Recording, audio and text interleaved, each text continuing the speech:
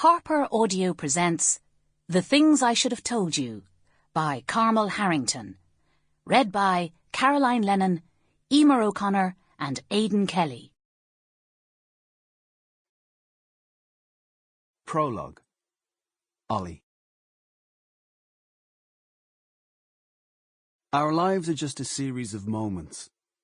From the small, mundane occasions that we let pass us by without notice, to the big showstoppers that make us pause and take note.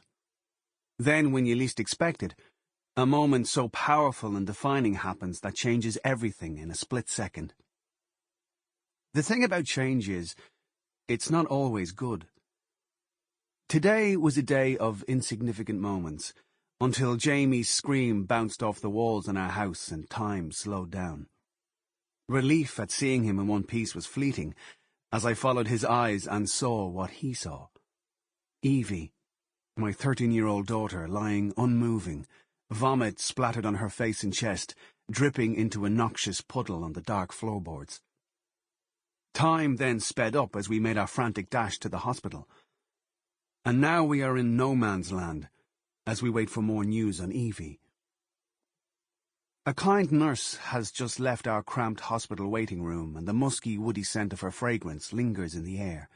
Vanilla, apples, sandalwood. Its Burberry perfume, I'd recognize it anywhere.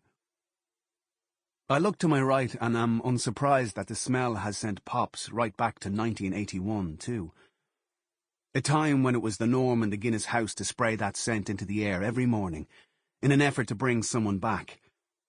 Until one day the bottle was empty and Pop said, "That's enough now, lad." I watch him as his grey eyes water up and he turns to hold my gaze, nodding.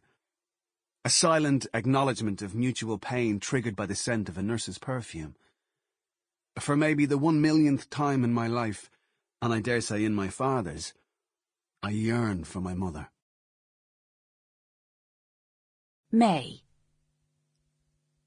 How long have we been sitting in this room now? It feels intolerable, and I long to see my daughter. I seek out the clock on the wall and realise that it's almost 9 p.m. 3 hours sitting in this small room waiting for news on Evie. Meagre updates from harassed but kind nurses, and we cling to the fact that at least she's alive. Panic overtakes me once again at the thought of any scenario that doesn't include... I can't complete the sentence. I continue bargaining with God. My mantra, my prayer, is simple. Don't let my baby die.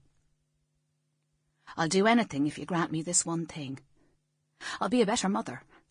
I'll be a better wife. I'll be a better person.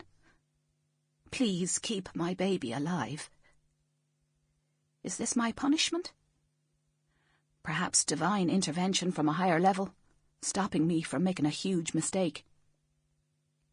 The thing is, it didn't feel like a mistake earlier. It felt good. I look at my husband and wonder what he would think if he knew that when he called me this evening, I was in a bar with another man. And that 5 minutes before that, I had made my mind up that I wasn't coming home tonight. Olly. Evie. I catch a sob in my throat before it escapes. Even so, Jamie hears it and looks at me, his little nose scrunched up in worry. I smile to cover it up. He's scared enough without worrying about me as well. I glance at Mae, but she's looking out of the small window, lost in her own worry and pain. Should I go over to her? I chicken out and decide maybe later. Mae. My mind races. I cannot understand how Evie could end up in such a state. I peek up at Olly again, as that same irrationality that won't stop plaguing me jumps up and hits me in the face. Shouldn't my perfect house husband have known that something was wrong? I want to scream at him again. Why didn't you see this coming, Olly? I know his answer to that baseless accusation would be, "What about you, Mae? Where were you?" Sample complete. Ready to continue?